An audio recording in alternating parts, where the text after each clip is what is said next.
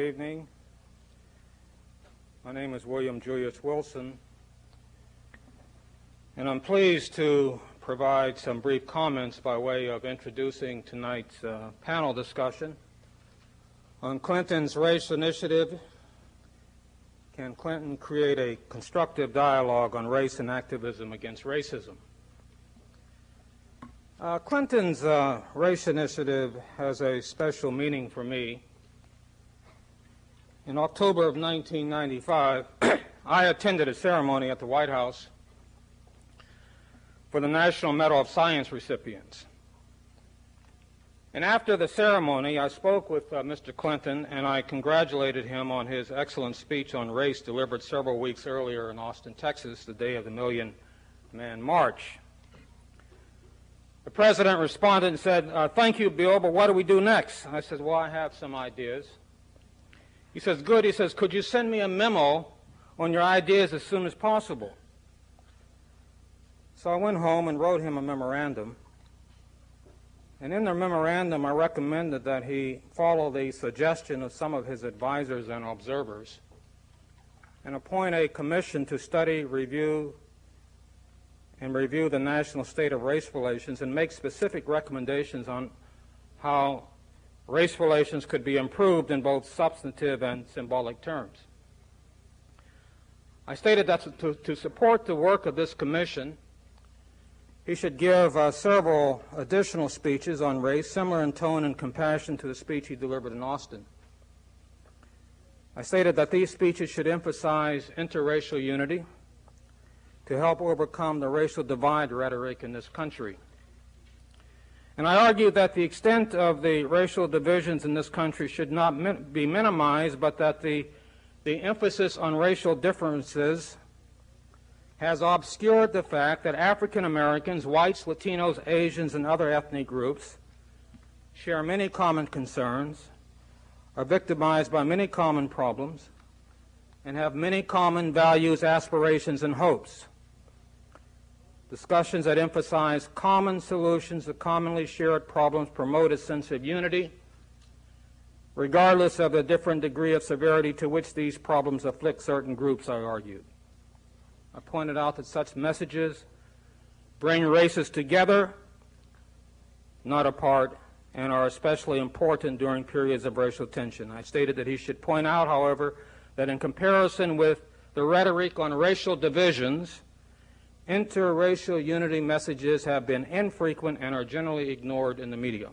I also urged the president to emphasize in his speeches the importance of recognizing that racial antagonisms or the manifestations of racial tensions are products of economic, political, and social situations. And I refer to a 1992 op-ed article in the New York Times that I wrote, an article entitled "The Right Message," in which I pointed out that during his 1992 political campaign for the presidency, he not only explicitly acknowledged the growing racial tension in America and the need for political leadership to unite and not divide the races, but that he actually developed a public rhetoric that reflected these concerns. And this campaign rhetoric warned Americans against the distraction of pitting race against race.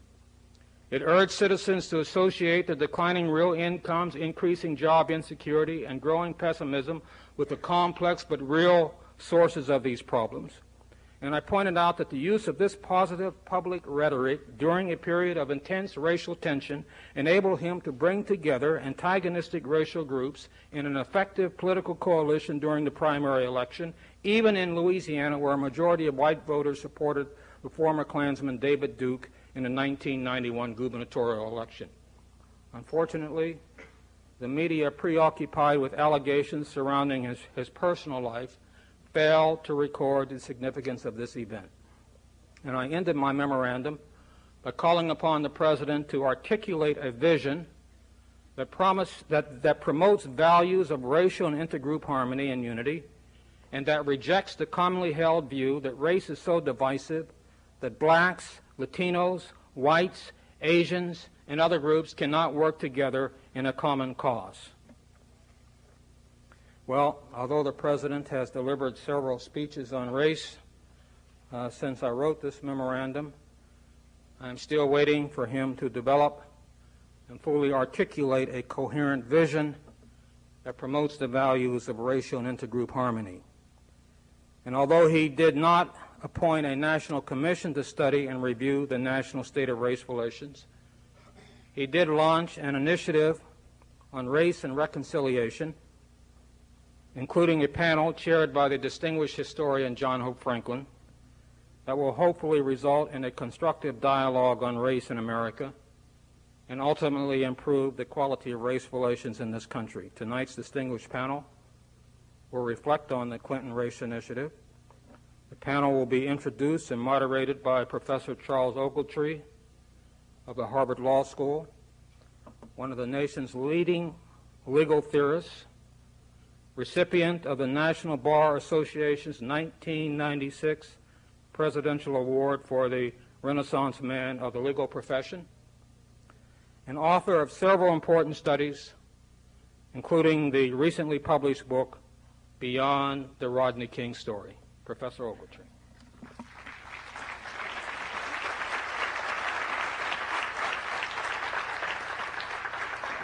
Thank you, Dr. Wilson.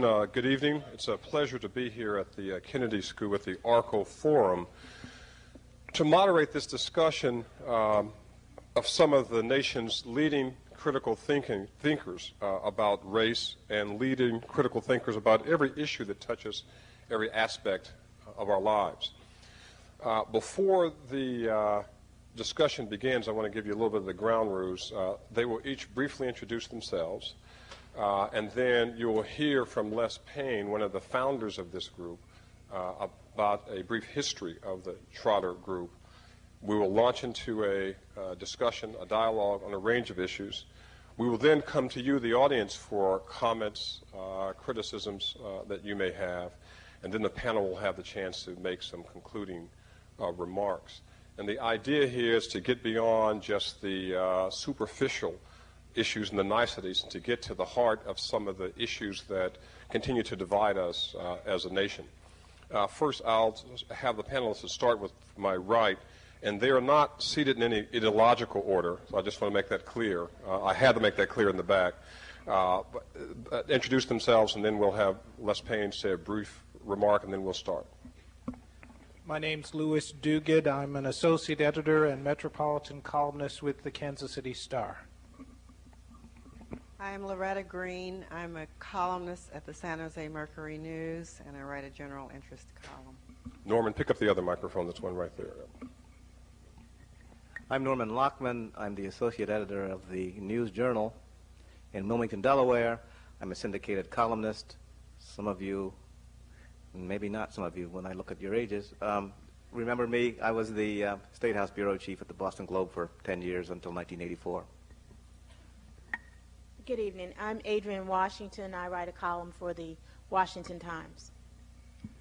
I'm Vernon Jarrett. I am concluding my 50th anniversary as a journalist, and I am at WLS-TV, ABC in Chicago, and a former retired columnist for the Sun-Times and the Chicago Tribune. My name is Betty Baye, and I'm a columnist and editorial writer for the Courier-Journal in Louisville, Kentucky, and was here at Harvard as a Nieman Fellow. And I did not realize it was so hot up here when I was peppering other people with questions when I would come to the forums. My name is Derek Jackson, and I'm right here at home, an op-ed columnist at the Boston Globe. My name is Cheryl McCarthy. I'm an op-ed columnist for Newsday and also a former Nieman Fellow. Good evening. My name is Les Payne. I write a column for Newsday Weekly. I've been asked to just give a word on the Trotter Group. In 1992, three of us, Derek Jackson, the Boston Globe, Dwayne Wickham of USA Today, and I of Newsday, noticed that there were very few syndicated African-American columnists. We noticed that at 11 o'clock Sunday morning, along with the segregated religious hour, that there was an also segregated secular hour on television news in terms of commentary. And so we dispatched a letter to all of the black writers of commentary that we could discover. It was a very short list. Some of them responded. And in 1992, we held our first meeting here at Harvard. We named the group the Trotter Group after William Monroe Trotter, who was an African American who graduated at the turn of the century here at Harvard. I believe he was the first PhD at Harvard and in the country, African American, Phi Beta Kappa, I'm sorry. He was a contemporary with W.E.B. Du Bois. He ran a paper called The Guardian here in Boston. He had the distinction of taking on both President Wilson and Booker T. Washington at their height, which was a spirit that we hope to engender in this group. Thank you. Great. Well, let me start and tell you what we're going to try to do. First of all, I guess I need to start a little bit of controversy. Someone raised the question, if we're going to be talking about race, why is this panel all black? Why isn't it a different panel? And I've been at many forums at the Kennedy School. I've never heard anybody raise the question about a panel being all white, as if it makes a difference. And so if that's your question, you can consider we've already passed on it, okay? Race relations. President Clinton is, in some sense, a unique individual. He's a Southerner. He's the president. He grew up at a time when racial discrimination was not only legal but actively practiced in states like Arkansas. He has said a number of good things about race. He talked about affirmative action. Let's mend it, don't end it. He issued an apology to the men who were part of the very despicable and unfortunate Tuskegee experiment with the syphilis study. He has awarded more medals of freedom, the highest award, to African Americans than any other president. His cabinet was more diverse than any other president. He's appointed more federal judges who are African American and women, and who are also distinguished than any other president. He has talked against the burning of the black churches in the South and throughout the country. And he went back to Central High School just a couple of weeks ago to talk about race. And yet, when I read the columns that each of you provided me, some of the leading distinguished columnists in the country, in America, and your comments on President Clinton, you almost to a person had nothing but negative things to say about Bill Clinton. In fact, I might be overstating it less, but you criticized President Clinton not because of what he said on race, but because maybe he hadn't spent enough time talking about Geronimo Pratt. Why in the world does Bill Clinton have to deal with Geronimo Pratt as a race issue? The criminal justice system is one of the most explosive questions, I think, and issues in the country. Almost every riot that has happened that involved African Americans erupted over the issue of the criminal justice system.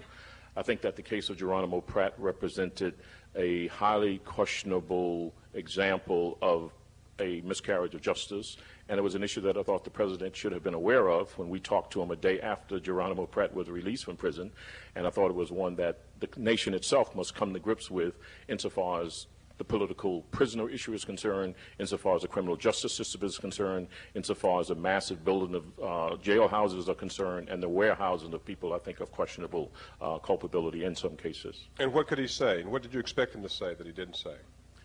Well, I think that interesting about Geronimo Pratt is that he was a Vietnam veteran. He served 2 tours in Vietnam. He came back and took on the Justice Department. Clinton decided to take on the State Department from London, I believe, during the Vietnam War. And I think that he should, in my view, have seen some similarities in what ended up being the cause for Geronimo Pratt ending up in prison.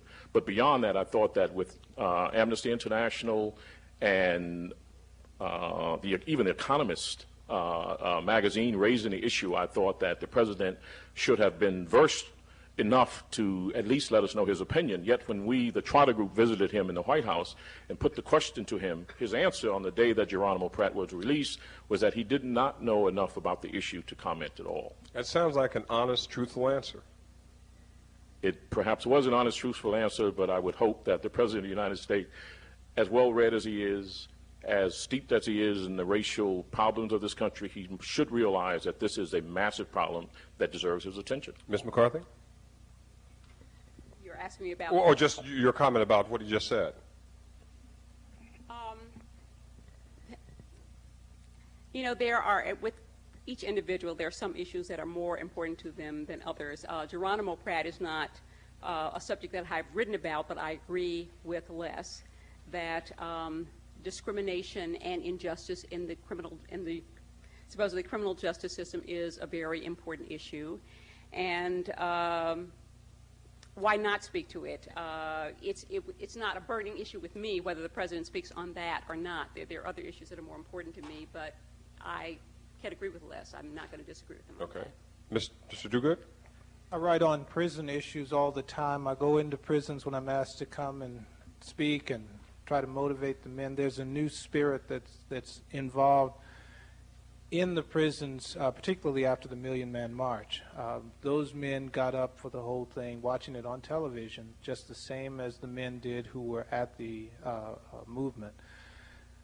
The thing that we can't lose sight of in all of this discussion is the fact that just as there was a military-industrial complex in the 50s and the 60s, there's now a prison-industrial complex taking place in America in which we are building more and more prisons, warehousing more and more people for things that shouldn't have happened, for problems with the education system that allow people to slip and slide right into the prisons as if they're on toboggans. It's not right, and it's got to change. We're talking about more than half of the men in prison now who are African American or Latino. There aren't more than half of the men who are outside the prisons in the colleges who are African American or Latino. Something is not right with this country. But America feels safer. The view is that the crime is down. The images are of blacks who commit crime. And you're saying that the president should be saying, let black men out of jail? Don't arrest them, don't prosecute them? The issue is that those men will not be in jail forever. The issue is if it's up to the Congress, they might be. That they right? will get out someday. And we have to take that into consideration and treat those individuals well now and prepare them for the moment of their release, and be aware of issues that Geronimo Pratt raises with the criminal justice system, or we will have a conflict in this nation. Am I wrong in thinking that if you're using Geronimo Pratt as the vehicle to get your point across, that maybe you're failing and trying to capture the attention of Americans in general, and certainly policymakers in particular? Mr. Laughlin? No, I think that's what we're doing here tonight. In fact, at the White House conference, this subject took less than 30 seconds. We were there to talk about why this president, although he knows a great deal about black people, more about black people than many white politicians, nevertheless was so naive as to believe that there could be a fearless discussion about race throughout the country. Mm-hmm. People don't talk about race because they are terrified of being attacked for being racist. And so people should talk about it more, right? That's the idea. One would hope. Open up the wounds. But I could see, sitting in that room, nobody's commitment except his to talk about it. Okay. Mr. Jackson? Well, I was going to say that the criminal justice system, extrapolating from Geronimo Pratt, it really does represent one of Clinton's biggest failures on this race question. I mean, here's a president who says he knows a lot about race. In fact, we've met with him twice, 95 and 97, and we've asked him about the differential in the crack cocaine laws. And he basically acknowledged that it was wrong, and yet went along with the crime bill that maintained this disparate sentencing for crack and cocaine, crack versus powder cocaine, even in the face of medical science, which says that there's no fundamental difference. And so when you have a president who knows, I think one of the sort of tragedy, I don't think that's too strong a word to use, with Clinton on this issue is when you have someone who knows it and doesn't act, then I think that sends even a stronger signal to conservatives in the right that we've got our guy on this side kind of pinned to our issue. Well, let me put some words in Clinton's mouth. So you guys have written some columns criticizing me on the criminal justice system, but I think I'm right by acquiescing to doing nothing. First of all, the courts have upheld this disparity in crack and powder cocaine, so the courts think it's okay. Congress has introduced this legislation and enacted it on the federal level, so it must be okay. States have followed suit and adopted comparable penalties across the country, so it must be okay. And more importantly, I'm hearing that black citizens are saying, thank God, finally the people who are selling drugs in my neighborhood are going to jail. That maybe these stiffer sentences are helping empower the black community in some way. Now, can't he make that argument and say that your columns are silly or shrill or without any real purpose? But he didn't. When we asked the question about the 100-to-1 ratio in crack and powder cocaine, what he did in fact say, finally, he said it was unequal and it should be changed. But here he was, the president, who had not, the first time we addressed that issue, he was indifferent. The second time we addressed the issue with him, he said it was wrong and it was unequal and that something should be done about it. And I think this is one of the things that baffle people who observe this president. On the one, he slips the leash. On the one hand, he is a seventh-generation Arkansan. He knows a lot about us. You know, he has good simpatico. I think we all felt comfortable with him. But when you begin to deal with the nitty-gritty issues like Prop 209, when you begin to deal with 100-to-1 crack cocaine, when you begin to deal with the fact that in 1995 he signed the bill which got rid of, and we put this question to him too, which got rid of tax credits for the minority and women purchasing of radio and television station. He said he did in fact sign it. He said it was wrong. He had no idea. Here's a man who's so all-knowing and has all the facts available to him. He said it was, his word, devastating, the effect of this, his signing of this particular bill in the minority community. It's incredible. Ms. Washington, let me ask you, you right inside the Beltway. You're right there in Washington, D.C. There's all this criticism of the president on every single issue and almost uniform criticism on the race relations. And yet his ratings, his public opinion polls are higher than ever. How do you explain that this president is failing on the issue of race if he's being, in a sense, supported by more Americans than ever before? Well, but he's being supported for a number of feel-good issues. The problem with this president is he's more symbolic than he is substantive. And that is what you will see across the board in all the columns that we have written, is that, you know, while he talks out of one side of his mouth about, well, we're going to do this, we're going to do that, all we get is, you know, things that are essentially you know, feel-good initiatives. On the one hand, as he came to the National Association of Black Journalists and talked about giving money for education, is the same day he cut money for school facilities. In the District of Columbia, which is in his own backyard, we have a school system that is in such a disaster. It's criminal, and he has only tangentially been involved in reforming that school system. Education is an issue that is, as we all know, a key to opportunity in the black community. He does not address things in a manner that provide concrete solutions, and I think it behooves us to make those kinds of comments. So you want him to be more substantive than symbolic, right? So he should be like Ronald Reagan was when he was president, right? Get things done, right? That's what you're asking for, a tough president a man of principle, who has an agenda. No, but that's the point, right? Vernon and Jared, am I wrong? Professor Oglesby, with all due respect, Ogletree, I'm sorry. And so I know no respect is due, but go ahead.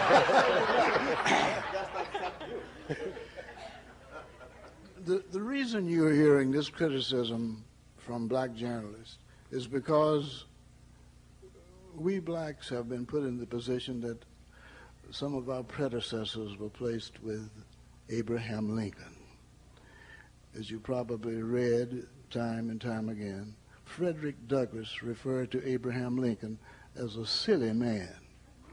He also, when he was first elected, he also referred to his commander-in-chief of his armed forces as close to being identified with a traitor as the previous president, Buchanan, had been. At the same time, he did not go over and say, let's worship the president of the Confederacy. There's a big difference. Proposition 209 did not come from the pen of Clinton. The think tanks all over this country, where some of their minions are on the faculty here at Harvard, did not come from President Clinton. President Clinton did not write the bell curve. One of your faculty members did it in conjunction with another late faculty member. We are in a position to where we have to walk a tightrope between disaster on one side and near disaster on the other. and it's not a comfortable feeling. So I hope the impression will not be left that we black journalists are so dismayed with President Clinton that we are ready to go over to the side of people who would cut all funds from us. Well, let me ask a follow-up question, Ms. Baye, that if that's the case, Ms. Baye, is this group ideological in that sense then? Is this a progressive, liberal group of journalists? Is there balance in your perspectives? Well, I'm not sure that we're balanced in the sense of, we have to divide everything up and be balanced. I mean, I think that that's one of the challenges to us, that some of us are thinking we have to be on all sides of the issue. Mm-hmm. The fact is that if I think about President Clinton, there ought to be some things that are non-negotiable. My father taught me that as a starting point. My concern with Clinton is that everything is negotiable. There has to be something that you believe enough to stand on. And the troubling thing is like standing on quicksand. And so for me, who grew up in a non-negotiable kind of thing, my daddy said, you're a black girl. You're going to have to run faster, get up earlier, jump higher. I understood that was non-negotiable. It was not negotiable that I was going to necessarily be treated like my daddy treated me when I got out into the world. And so I grew up with certain understandings of myself and my life as an African American. There's got to be something that is not negotiable. And it frightens me to have to deal with anybody who there's never anything that they won't negotiate away. You don't know how to deal with them. You're not sure where they're going to be. And remember, when we started this correct welfare as we know it, it wasn't Ronald Reagan who said that. It was Bill Clinton who started us down this path of correcting. And then we got all of these people who figured out how to fix. Lewis, my colleague, is talking about men in prison in Jefferson County in Louisville, Kentucky, where I'm from. It was in the front of the paper yesterday that 90% of the children who are being prosecuted as adults are African Americans. So now you got the men, you get the children. And then you start getting prisons that are run by the companies that put people out of work. But they figured out now that they're making their clothes over in Taiwan or somewhere, that now the big business is to warehouse children and to warehouse men. And the question is what Lewis said, children come out of prison. Maybe it'll be 25 years later. But what are you going to have? And so the question becomes, what is not negotiable in America? And it seems to me that is, even as individuals, when we talk about moral values, there has to be something in us that is not negotiable. It is immoral to have everything in your life to be negotiable. So that is my concern about Bill Clinton, is that you raise people's expectations, and then you raise the level of resistance, and you're not going to really do anything. And what's caught in the middle are, say, poor people and African Americans in particular, because what you've done is you've raised this expectation among the African Americans who supported you that we've got a president that speaks for us, and yet you've raised the resistance of the people who are opposed to most of this stuff, and then you're not going to move. Now, you're either going to run this army or you're going to say, follow us, I'm right behind you. So we don't know quite what to do, except that I would say that the right is very well organized. They are producing massive volumes. We get letters telling us nobody cares about race. You black folks ought to stop talking about it. And every other week there's a huge 700-page book that comes in my office written by a white person about race in America. So it's like a double message. So I'm only saying to you, and a lot of them are saying, the ones who are honest are saying, look, let's stop trying to think about how black people think. Let's think about our privilege as white people. So there are some thoughtful white people who are beginning to think about the things that don't happen to them just because they're white, not because they were born with genes that made them wonderful and special and how they got to Harvard and all of that. And you got some white thinkers who are going down that path, but we've got people telling us as African Americans, race is not important enough to talk about anymore. But these publishers understand it. And these 700-page books are being taught to our children who are in these institutions by people who hate black people. And after a while, our kids come home confused. They don't know what's going on. And we are sending our children, as I heard Malefi say, sending our children to institutions with people who've been racist for 50 years. as teachers, and our kids come back and have to go into mental institutions where they have had nervous breakdowns. But they tell us race is not important. And it's not changed from when I was a little girl. We still have to arm our kids to go out into the world to say, baby, somebody is going to call you nigger. Somebody's going to say you're not beautiful. So in addition to your studies, you're dealing with, as my friend's daughter did when she took her hair down, and the kids in her medical school class said, you look like buckwheat. And then they all feigned ignorance. These are kids. Who are they going to be operating on? That's the scary part. So, I'm just saying to you, my concern with Bill Clinton and all of this, at some point, something must be non-negotiable. There are just some basic things that we have to believe as Americans. And if we believe that an integrated society is right and it's non-negotiable, then we have to go for it. Okay. Charles, let me get to Ms. Green first. Ms. Green, let me ask you to comment on that, because that's very a clear, compelling, and convincing presentation of what the issues are and how they should be presented. Is there any risk of being marginalized if you were being seen, here's the black voice, here's the complaint? Is there a fear of that in terms of how you're perceived as a columnist throughout the nation? Yeah, there is a danger in it, but I think that I personally, as a columnist, am strengthened by the fact that I have walked in those shoes, the shoes that Betty is talking about, Mm-hmm. and I don't think that I can allow anybody who hasn't walked in those shoes to discredit what I say about it. I have the experience, and we can all tell stories, and I have it from way back. I'm old enough to remember sitting on the stoop of my great-grandmother's porch. She lived past 100, and she was born in slavery. And she died when I was about 10 years old, and she had a clear mind. And to hear those stories about the punishments and those kinds of things makes an indelible impression on a young person, and it gets you set in a path about what you want to do in life. And I grew up in South Carolina, and, it bothers me when people worry when white people worry about some little slight that happens to their child in school. I'm sorry if a slight happens to any child, but I think about how strong I had to be growing up in the South with a message given to me every day that I was inferior. The stir the water fountains, the back of the bus.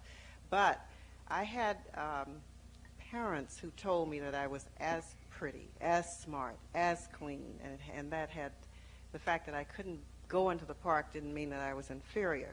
And I mentioned my great-grandmother because the legacy of the way we were treated continues today, and you have to be strong to overcome it. When someone white walked down the street, she would suddenly stop talking, and she would say, hush up, the bucker is coming. There's this word bukra, which means overseer, and it has a Swahili base, and she called it bucker, and she would tell us to be quiet and put our heads down, and we had to do it because she was my great-grandmother. But you see this in generations. It's carried on. If my mother hadn't told me that I didn't have to hold my head down, and if my father hadn't told me, I might have grown up feeling having this permeate who I am and how I think. But you see it I could have passed that to my children, and so on. So I mean, it's a terrible thing that has happened to us that we have to let our intellects overcome. And when I write my columns, I write from the heart, and I write from experience, and I write from my observations, and I write from my personal integrity, and I am not swayed by that. Okay, and let me ask the group as generally. That's a very good point. That one of the issues that seem to emerge when you talk about race in this race relations advisory panel that the president has nominated is what should they do? And the president seems to sincerely believe that a serious discussion about race, putting issues out on the table, people feeling better about each other, may in and of itself be substantial progress. But I hear all of you having a more concrete and substantive agenda in mind. You're talking about changing the educational system. You're talking about jobs. You're talking about health care. It seems like you're talking about transforming the system, and that sounds like something that the president cannot do. Is it wrong to say that he can't do that? Are we being too pessimistic to say that he can't do it? Can Clinton make a difference on any substantive issue with regards to race relations? I think what we're talking about is courage. And the president has not shown courage up to this point on race. He has simply said, well, I think I want to talk about this for a year, but not too much. And that's not enough. One of the functions of journalists is that we go into communities where most folk don't go. We get to see things and hear things and talk with people that most people don't get to experience. And then we write about this. So we're not making this up from whole cloth. There is that greater expectation that's out there because the president made this an issue, just as Betty had said. And what Clinton is trying to do is just raise this as a subject and then back off, because I'm sure that just as all of us have had this experience, he's hearing from the white people too who are saying, let's not talk about this right now. You go ahead and have a nice presidency and your approval rating is up, and why do you want to start this stuff? Because it's just going to get people upset. It brings to mind an issue that a friend of mine told me about. She had worn a T-shirt into her work to get a few laughs from her colleagues. And it said on the front, better living through denial. Now, her colleagues didn't get it. And they were like, what's that mean, huh? I don't understand. And that's where Clinton is. And that's where America wants to stay. This isn't just a black-white issue. If you go into places as I do, it is just as big among American Indians. It is huge among Latinos. It is tremendous among Asian Americans. Black people right now hold the forums on race because we represent the next largest population group in this country. Notice I didn't say minorities. We have to lead this discussion the same way as we led the whole discussion on civil rights in the 50s and the 60s. Okay. Ms. Washington and Ms. McCarthy. Clinton has said that he wants race reconciliation to be his legacy in this second term. I mean, he has the bully pulpit. If he is really concerned about this issue, it should be on the national dialogue every day. We should be hearing about it every day. He should be proposing concrete solutions every day. Today we read that they had to bring the senior staffers in to basically order them to have meetings with this group every other week. I mean, it's window dressing. When Clinton says to the committee, I think you should go to Fairfax County, which is a suburb of the district, to study the school district there because they have kids they have the highest number of kids who speak different languages in Fairfax County. I think he is missing the whole point about, it's not clear where he's going with this whole race reconciliation issue. Because we sent a reporter out to Fairfax County to discuss Atonement Day, and the reporter sent a note on the top of his copy that said, it's very hard to do this story in Fairfax County. I can only find 8 black people. Okay, so, this says that whatever he's hearing, and he's just not on the page. Well, maybe he is on the page, Ms. Washington, because you seem to be suggesting he should be talking about issues that are black and white, and maybe he's the multicultural president. And that his whole point is that I'm not going to focus on one group, and certainly not these blacks. They've done well by me. They've done very well by me in terms of appearance sake, in terms of my proclamations. And there are other groups, whether you call them minority groups or not. The numbers are getting larger, and they're becoming more of a political force. And maybe I should listen to the Hispanics who might have a different point of view. Maybe I should listen to Asian Americans who might have a different point of view. Isn't he, in a sense, saying that this black-white issue is passé? Anybody want to take that one? Well, I think what's not to like about a group of people, well-intentioned, well-educated, thoughtful people getting together to discuss issues of race and what divides the country. There's nothing not to like about that. But I was distinctly underwhelmed by the president's race initiative. There have been so many panels in so many places to discuss these issues. I mean, I was, and in the end, what do you have? Everybody comes out feeling good. You have a report. It's really a way of pretending to do something without doing very much. I was much more impressed by another initiative that the president took recently, which was to put aside $15 million to be given to nonprofit groups to fight the whole problem of housing discrimination. I mean, I would like to see, I'm not that concerned these days about racial harmony or racial conciliation. I'm concerned about solving problems and about enforcing, to begin with, start with enforcing some of the laws that we have, some of the non-discrimination laws, or do something about the issue of creating jobs for poor people, which might require some kind of federal jobs program. But a commission really leaves me cold. And I think, again, it's another case of what Lewis talked about, a lack of courage. When you don't really want to do anything serious, you appoint a commission to study the problem. All right. Mr. Jackson, and then Mr. Garrett. I mean, I think you asked the question, Charles, about substance, and that clearly Proposition 209 had offered him the biggest opportunity of his presidency. Here's a state that he won twice.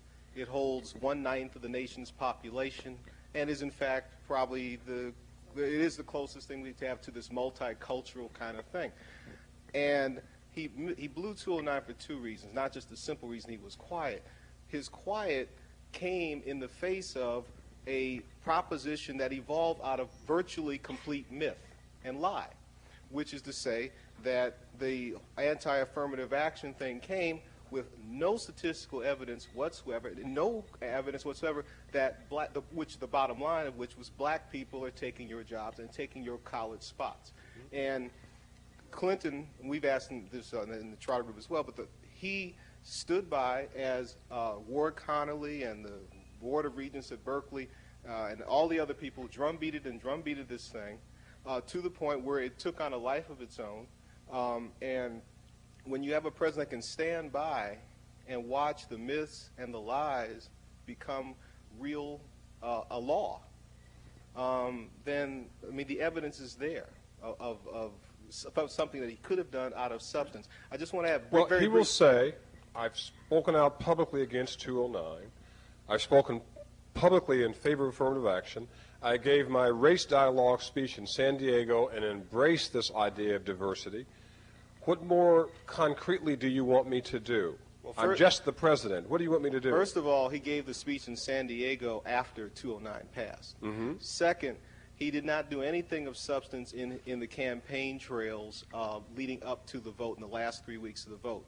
And I think Let me ask you this, Mr. Jackson. Would he have gained or lost votes if part of his campaign for president was that I support and embrace affirmative action and I'm opposed to 209? Would that win him votes in Arkansas, in Ohio, in Mississippi? You think he would have been effective if he took those issues on as part of his platform?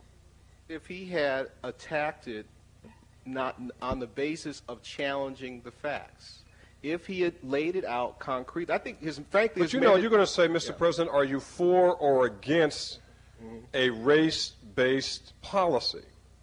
Are you for or against preferences? Right? You journalists aren't going to let him get away with a mealy-mouthed answer. He's going to say, you know, we should have a racially neutral or a colorblind society. Right? Isn't that what America wants him to say? He had to lay out the fact. If he laid it out, I mean, polls have shown that when you ask white Americans the question, can you support affirmative action, the majority of Americans still support affirmative action. Now, if you ask them, do they support preferences, if you tailor the word another way, then you get you get a negative response. So the point is that in actuality, the majority of Americans, when asked the question in the affirmative, and you ask it with historical context, that you understand that African Americans have suffered from some historical kinds of displacement, then you get a more thoughtful response from white people. And if Clinton had done that, had used his first term to do that, then the build-up to 209 would have been, I think it would have been a different, and I don't think he would be looking for a job right now. But I could be wrong. Professor Mr. Jarrett, Ogilvie, yes. If you don't mind, I wouldn't support any president, even if he were black and he was wrong. But I think it's folly for us to spend this much time criticizing the president on 209 and not criticize the people who authored it. Right. Mm-hmm.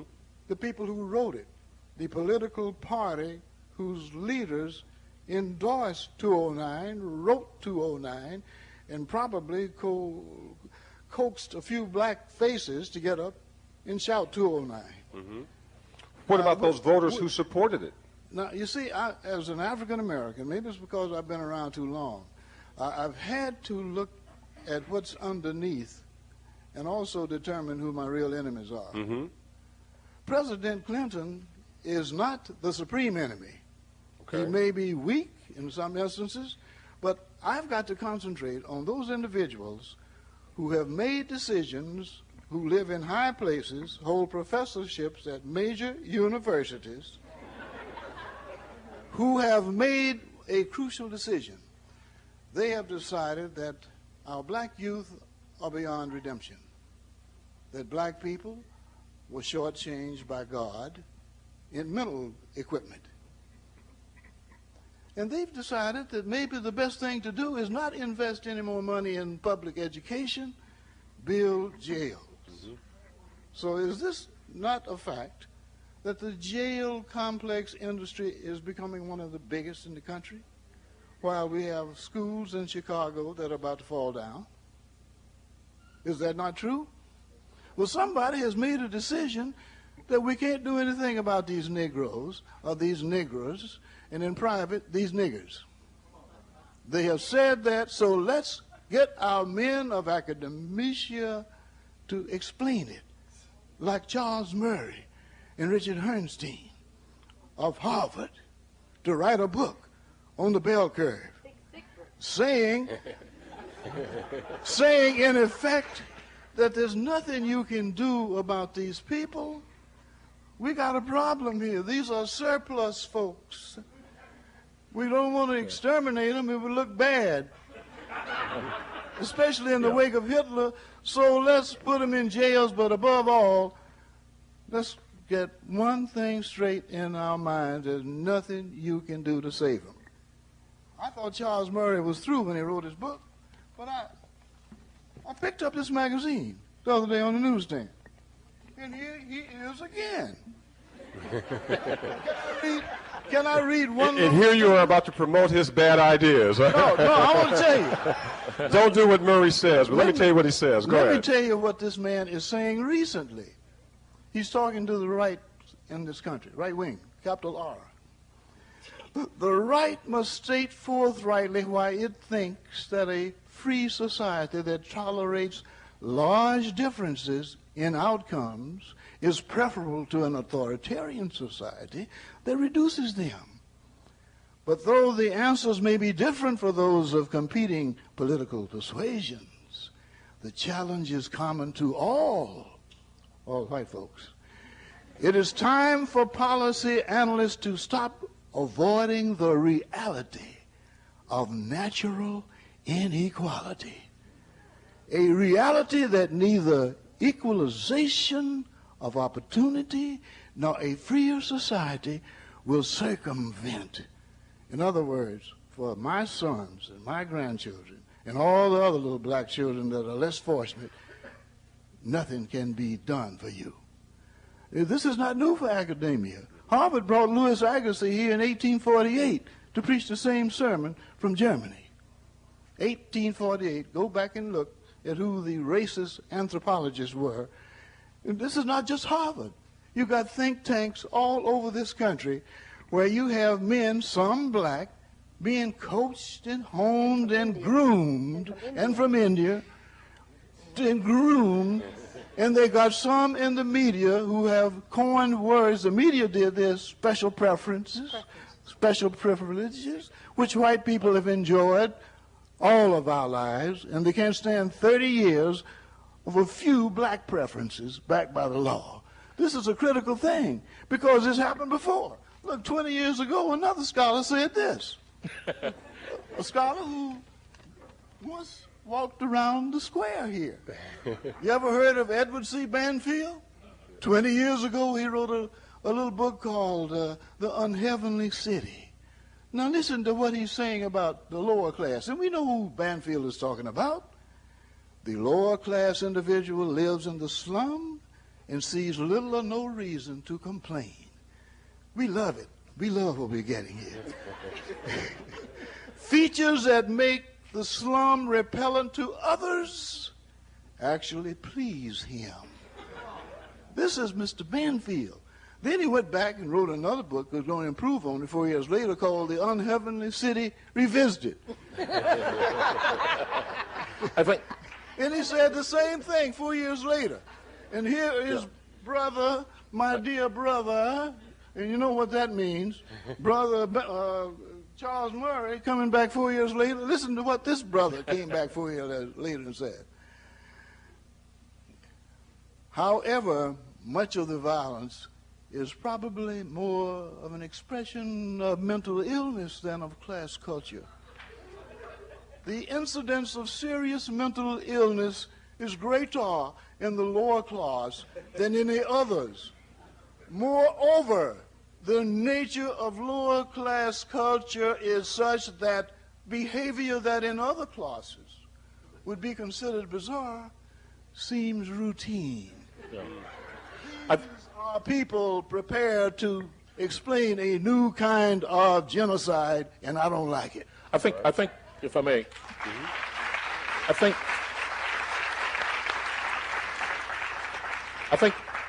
think what Vernon has described and what we write about from time to time is we come inevitably up to the question of power. In the specific case with Vernon, he's talking about the commandeering of the language and the use of the language. But I think in terms of Clinton and his bully pulpit and our encounters with him and our daily observation of him on his race panel, I think there's a question that Louis Duguid brought up earlier, and that is one of denial. Now, there was probably someone in the room didn't get it, maybe even someone on the panel who didn't get it on the question, but I think denial is very important. And I think that the whole...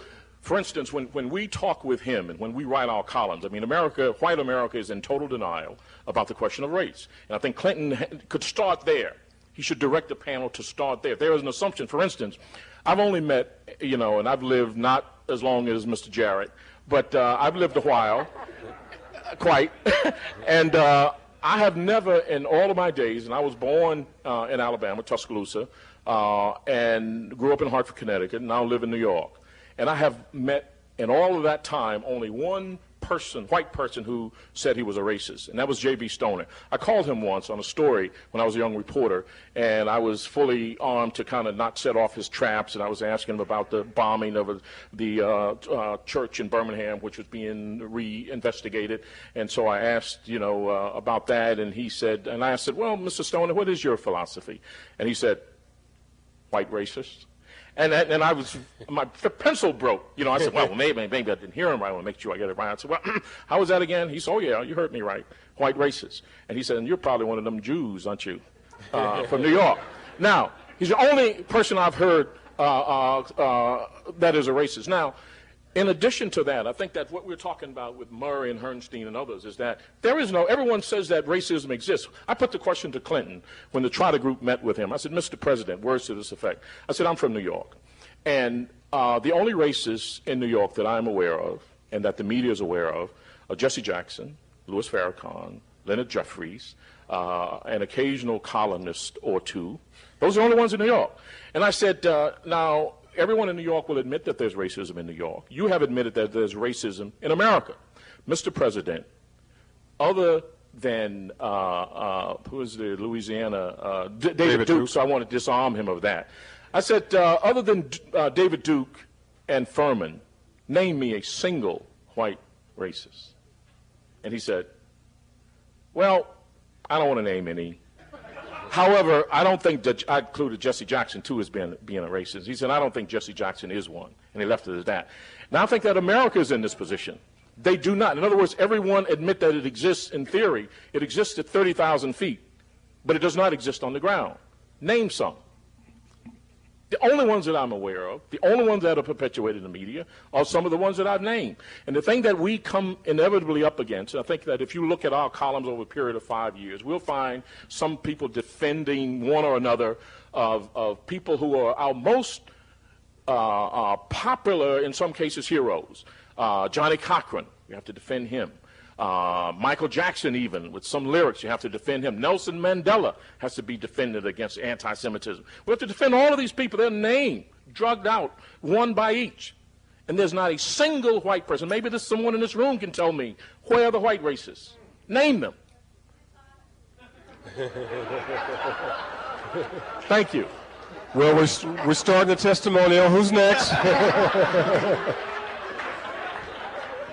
Appreciate your candor. Can I Let me also just say one thing, because I'm not going to have a Yeah. chance to go with it in any much detail. We're going to take questions in a minute. This is a representative group of the Trotter group. There are other journalists, I wish they would stand, other black journalists who are part of this Trotter group. Will they please stand so you can see who they are?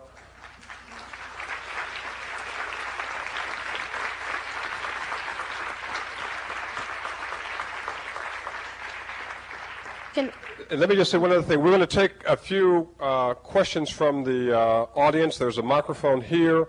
There's a microphone there. I should warn you, if you're beyond number 4, there's a microphone upstairs.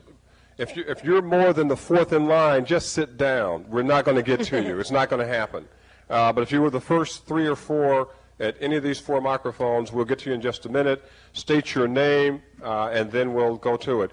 Ms. Baye and Mr. Jarrett. Yeah, I just wanted to say in response to the young lady who said, you know, my father is a racist. If your father is not in position to influence my life or the life of my children in some way, it doesn't matter.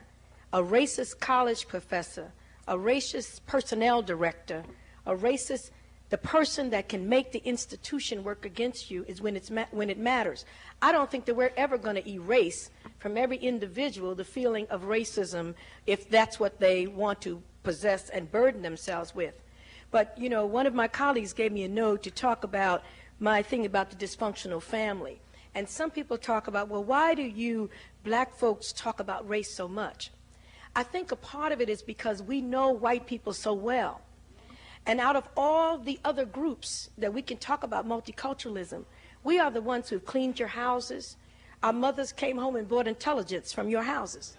They told us what was in your closet, what you had in your refrigerators. We wore your hand-me-down clothes. So we know you in a way that is intimate. And you know us. See, you played with us until somebody told you that you were better than us or that you had to stop playing with us. So when we talk about these issues as black and white, I look at us as members of a dysfunctional family. Because when you look at our shades and our complexion on this stage, you know that we are related. You know that. And the point is that part of what we are struggling with is that a lot of people are acknowledging is that even though we are moving toward multiculturalism, this festering sore between black and white is the critical issue in America. Because remember, when our boats were lifted, with whatever lift we got, everybody came up, gays, women, whites, handicapped, everybody, and Martin Luther King died. It was Malcolm X who died. So we don't mind dying. We've died for this issue before. But everybody has to understand that that means that we have a center place at the table to talk, because nobody has this particular experience in America. And that doesn't negate that other people were discriminated against. But there is no experience like this experience. And I think this love-hate thing between black and white America is a fight in the family. And you look around this room and you look at these black folks, and a whole lot of you white folks are not as white as you think. And so what I'm saying is that we've had too much crossing of the lines. And so when my mother comes home with food from your house and I eat that, I am ingesting something that you had in your refrigerator. So you have to understand that I am the other side of you, and you can move on to Asians and everybody else. but I'm still going to be there in your face as that illegitimate bastard child, or whatever you want to call me, that you have to deal with at some point. And everybody who's ever given a child up for adoption always dreads the day that the child comes back to find out who you are.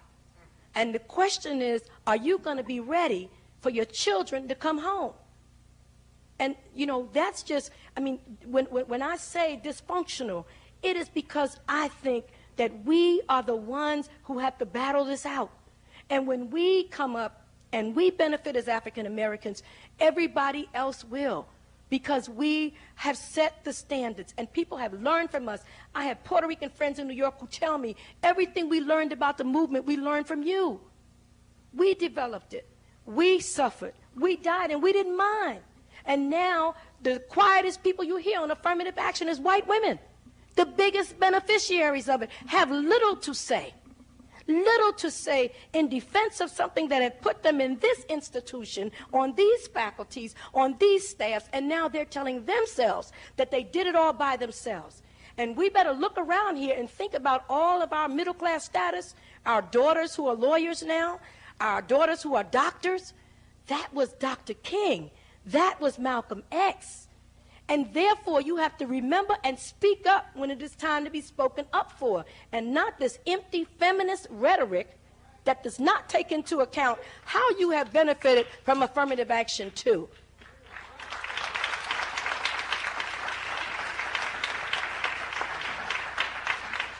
Quick comment from Mr. Jarrett, then I have one final question for the panel, and then we're going to the audience.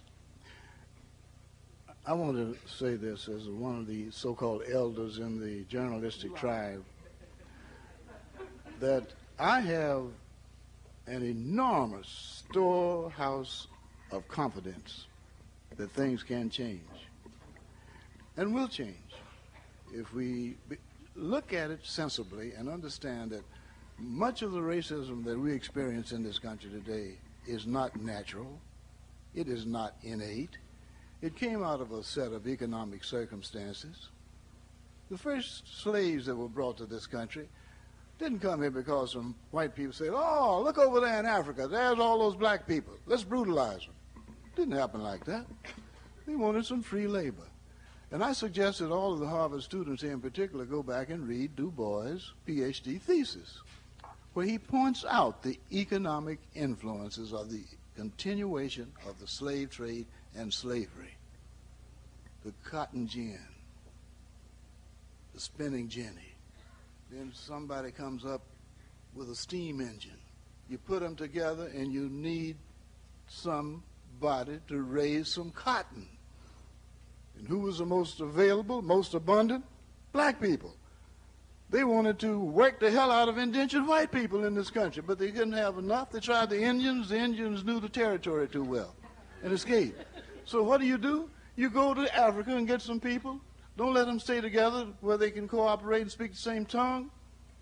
And you have a situation that requires you to become a racist.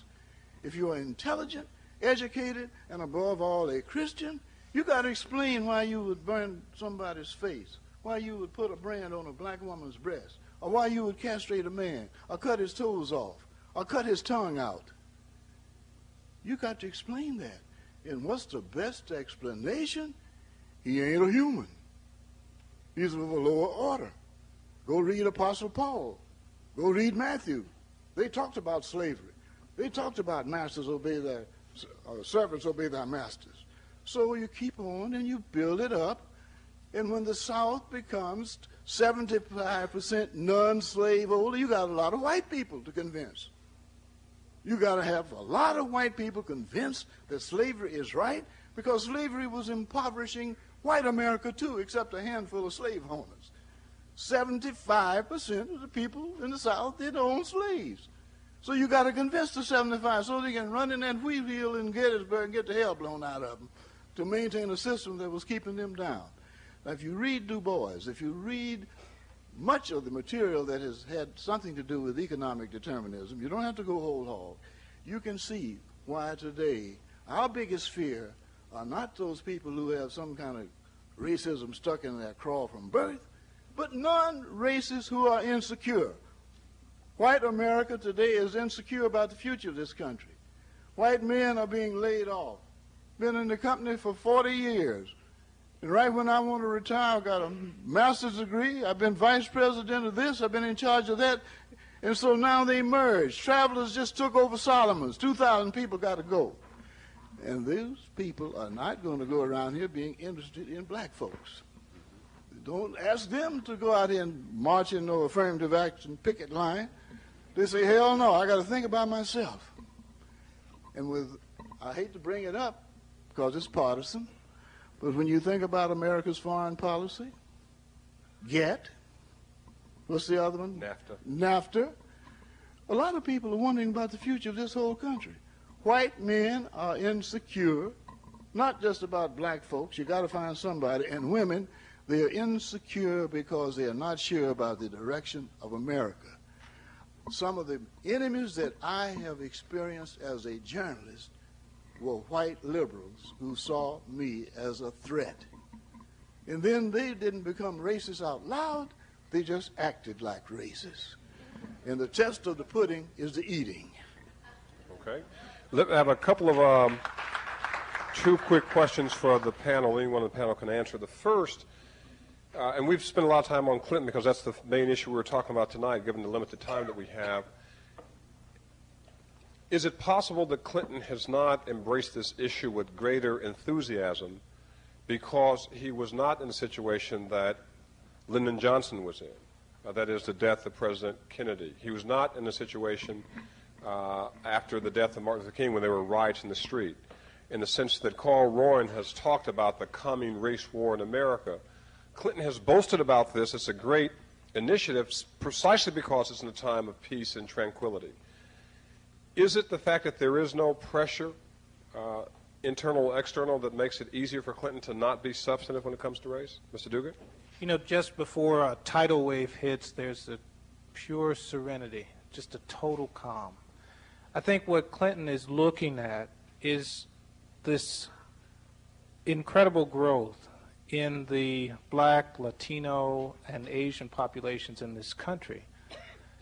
And not only that, but a growth in the middle class sector of those parts of our country.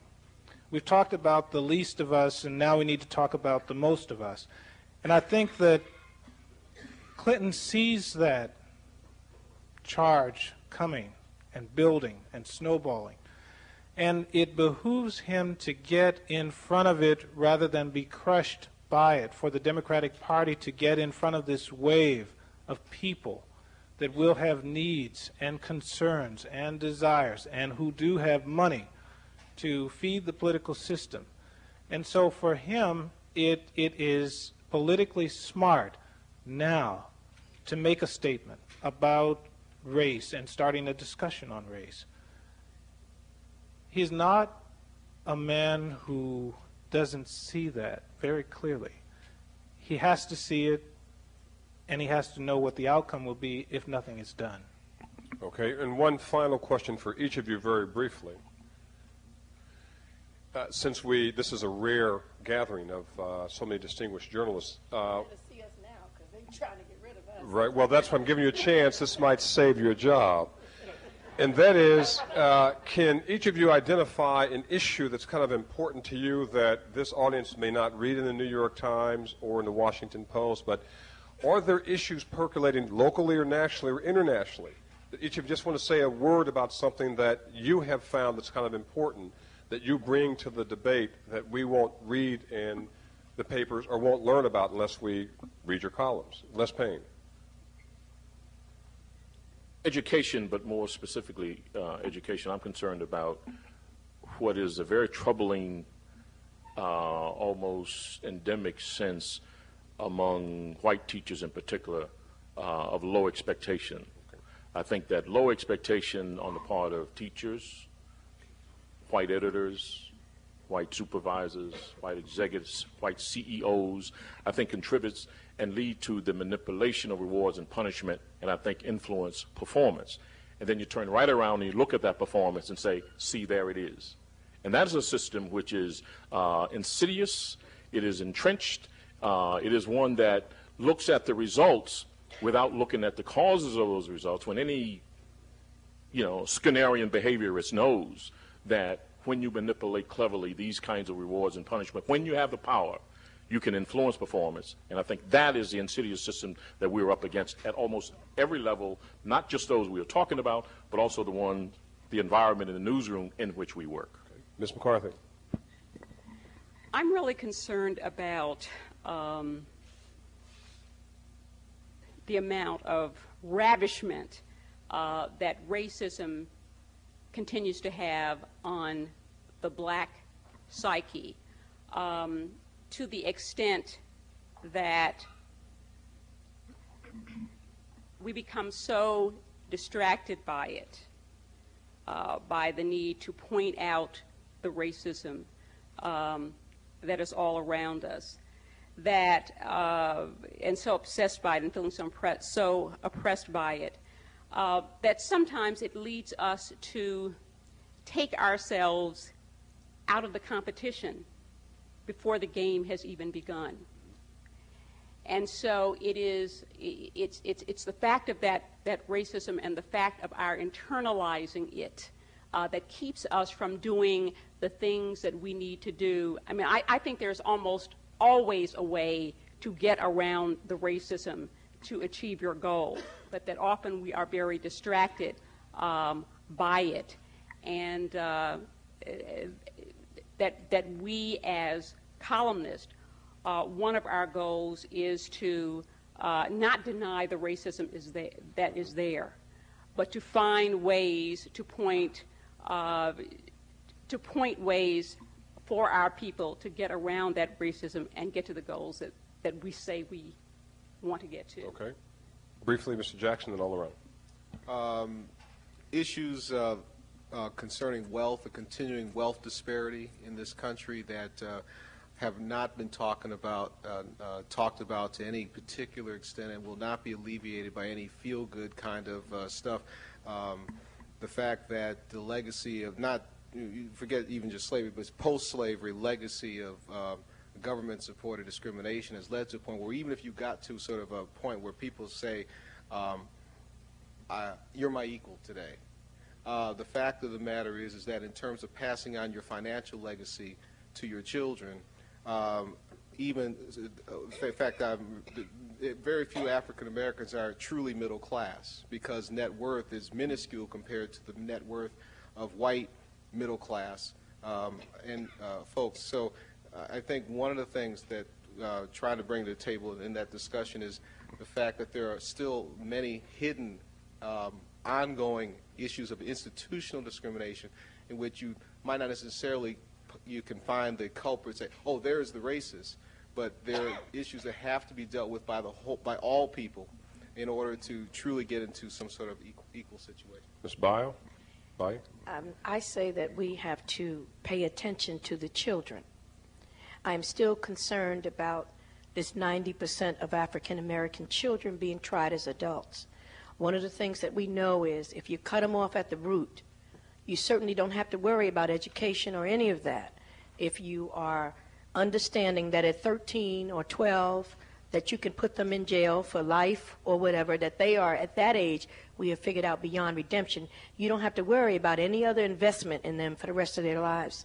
The other thing I'm saying that I believe people ought to pay attention to is pay attention to the Heritage Foundation and some others who are documenting how conservatives have already begun to figure out that their great experiment is not working. And many of the loudest voices now just talk about, well, welfare reform didn't exactly work out the way we thought. You know, are some of those people on the conservative right who are now adopting local poor colored people and whatever because they realize that this experiment, unfortunately, every one of these social experiments cost our lives. And I'm hoping that we will come back from the precipice of this mess and realize that we're not going back to Africa, as they say. The Asian people are not likely going back. We're all going to be here. But we need to pull ourselves back from the brink of this future where we think that we will be safe if we just lock everybody up, that we can be free in a society where even 12-year-olds we cannot control, where 2-year-olds fall out in supermarkets on the floor and kick and scream, and parents throw their hands up in despair because they cannot take care of a 2-year-old. It is a very sad day, and every society should be measured by how it treats its children and its old folks. And right now on those scores, we are in a very interesting predicament, and I'd say that our survival is very much at hand if we are that afraid of our children. Okay. Brief comment, Mr. Jarrett. I'm here to say that I am not willing to write off white people or black people as being hopeless when it comes to finally realizing the mutuality and the depths of their problems. I think that can happen. I grew up in Tennessee as a houseboy in white people's homes, and I have as much reason to hold contempt for white people as anybody. My grandmother and my grandfather, who used to come and spend the winters with us, both of them were slave children. But I'm not in the mood right now to change what I have learned.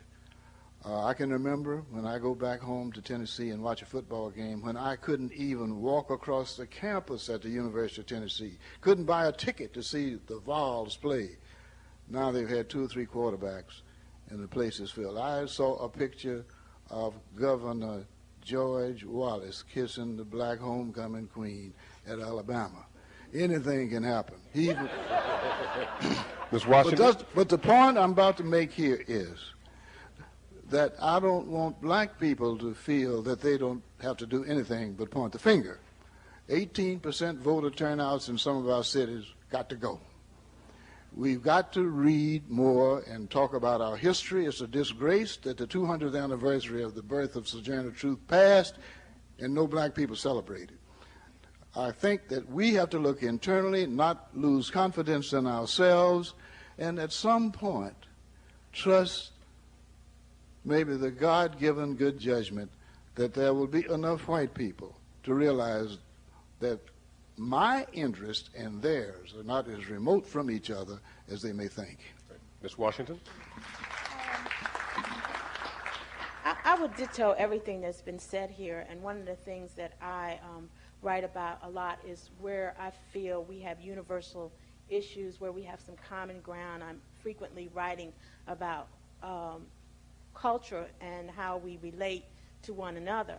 But particularly what I've had to do this year in the District of Columbia, as all of you may be well aware, has been totally stripped of its democratic rights.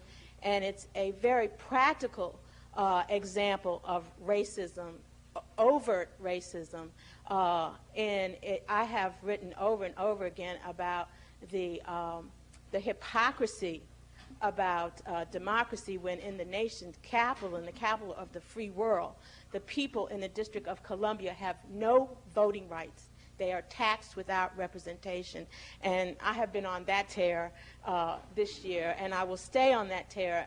In fact, I've been told by the white congressmen in the surrounding districts who are making mega bucks off of what they're doing to the district that I need to stop beating that drum. But I'm an American, and I believe that all Americans have the God-given right to have representation in Congress, and I'm not going to let them get away with the fact that we have a city that is 70% black, and it is the only place on the face of the earth that I can think of in the free world where there is no voting rights. Mr. Lockwood? I've been writing about education, public education failures regularly for the last several weeks, and I've been amazed to find how many people don't understand how profound the disaffection for public education is among even the lower echelons of the emerging black middle class. The idea of finding ways out of public education is amazingly high in black middle class neighborhoods. If the voucher system were available tomorrow, black neighborhoods would take it and run without apology. And I'm not really sure that a lot of public school advocates clearly understand that in many black middle-class neighborhoods, concern about education is not political. They are really concerned that the system has collapsed and they want out. Nobody seems to be truly addressing that from my point of view. Ms. Green?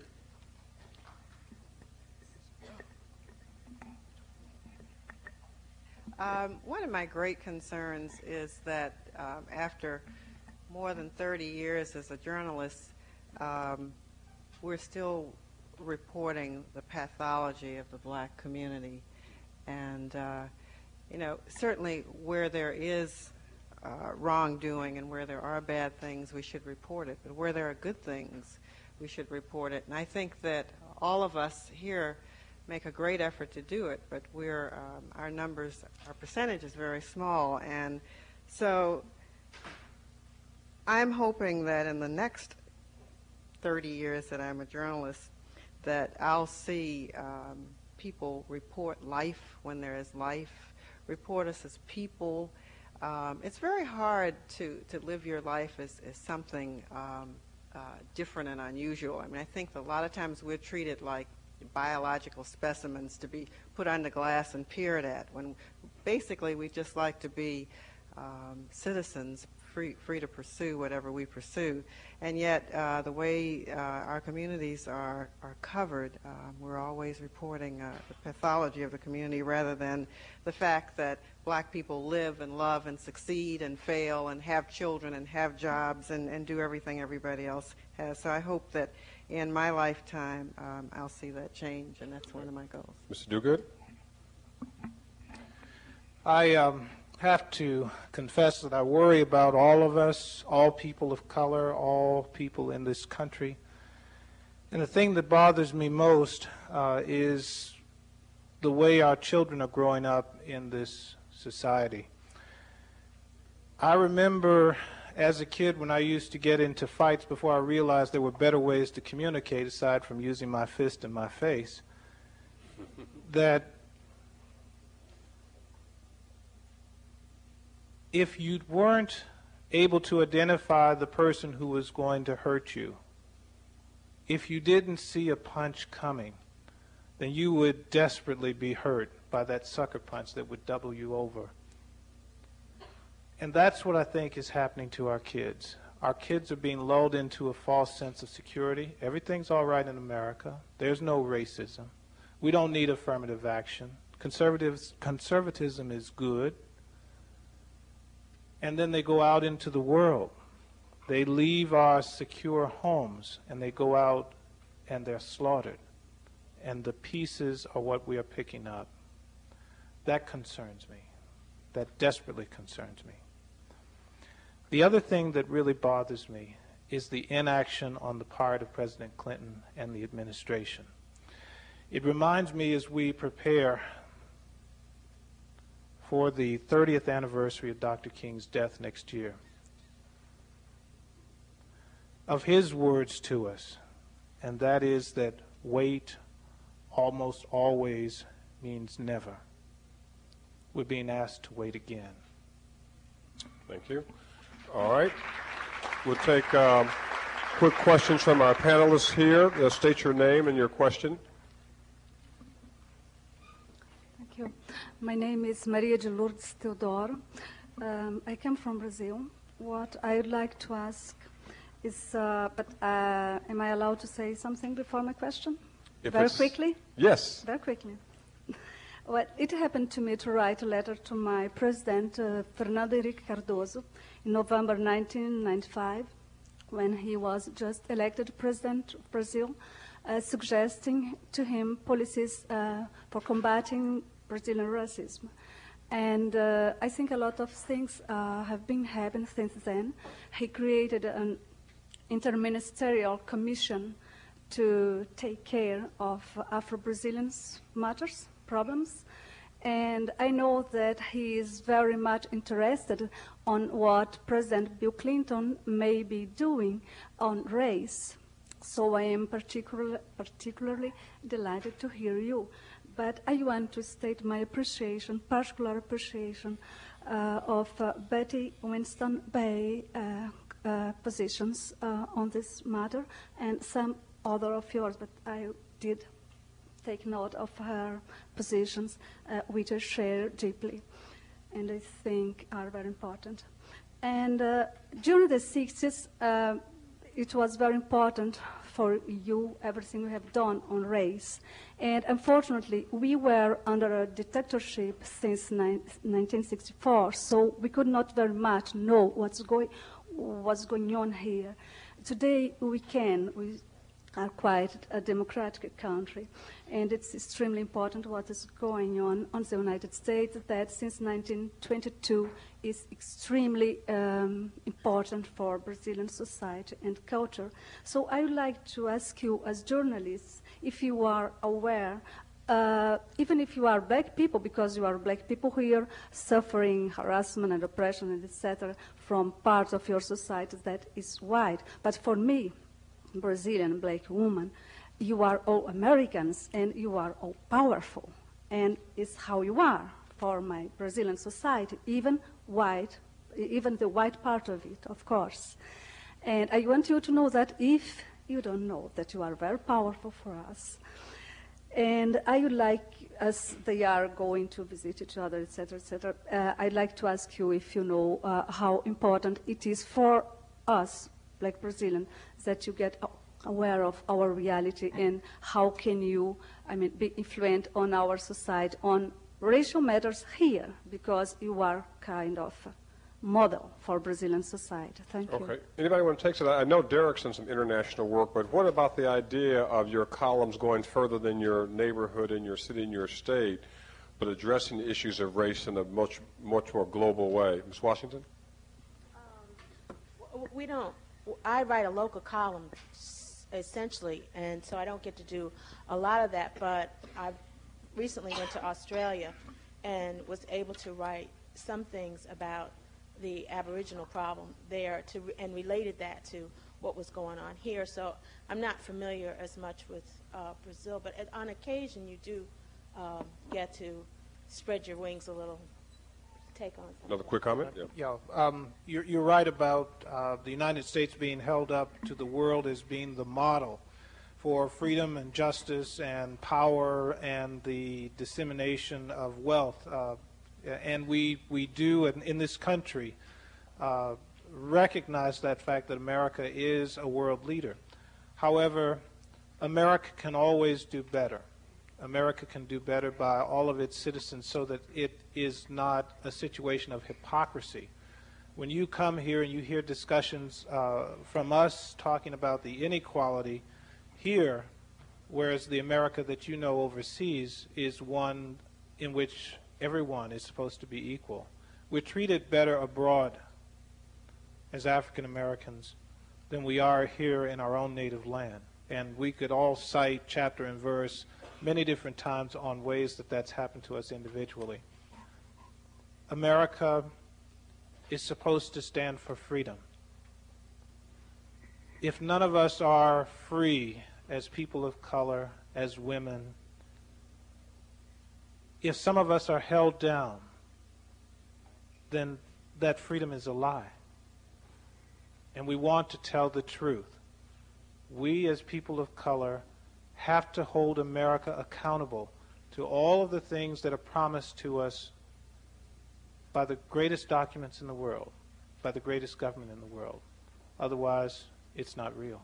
Quickly, Mr. Jackson, Mr. Payne. Well, it's funny that, I don't know where you went to sit down, but it's funny that you just happen to be from Brazil, because with Clinton having gone to Brazil last week, clearly the issues of race and class are very intertwined, because he went to a slum in Rio de Janeiro doing something that I kind of make akin to a politician going to the ghetto shooting hoops with the brothers, which is, in the case of Brazil, he went to kick a soccer ball with Pele. And he used that setting to make some great proclamation urging Latin America to work toward a great, quote, great middle class. And there's a lot of irony in there, because He's there pushing free trade, pushing cheap labor markets in Brazil at the same time that will, unless there's a great new change in how globalization is supposed to work, is going to have a direct impact, or certainly serious residual impact, on the fact that this government here in the United States will not deliver jobs, will not deliver industry, do not deliver creative solutions for employment and education right here in this country, which disproportionately affects people of color and all poor people in this country. So clearly, as the one major aspect of the globalization thing is that it draws us as columnists, it should draw people of color who have positions to think about these things, to really begin to look at these connections as the President of the United States goes around pushing for trade in Malaysia, pushing for trade in Indonesia, pushing for trade in all these places where people make $2 a day, and which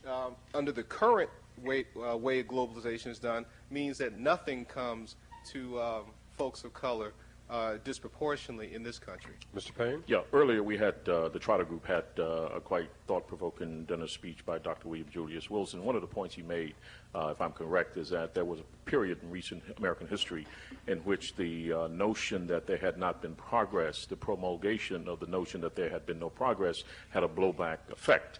And so I'll take this opportunity to shock my readers, or the readers of my column who happen not to be here, and say something positive, and along the lines of what the sister said, and that is that we do talk often a lot, Lewis said about, well, not Lewis, but Lorraine said about pathology, but there has been there have been areas in which we've made progress, and I think that what people around the world, I have traveled the world, I mean, I haven't been to Brazil, but I've been in all 21 countries in Africa, all over Europe, Moscow recently. And one of the things that you do see about and hear and perceive about the image of African Americans as well as Americans in general, I think it results from not just the media, but the fact that there are 3 areas in which I think this country leads the world in. They lead it in, of course, biotechnology, they lead it in entertainment, and they lead it in lawyers.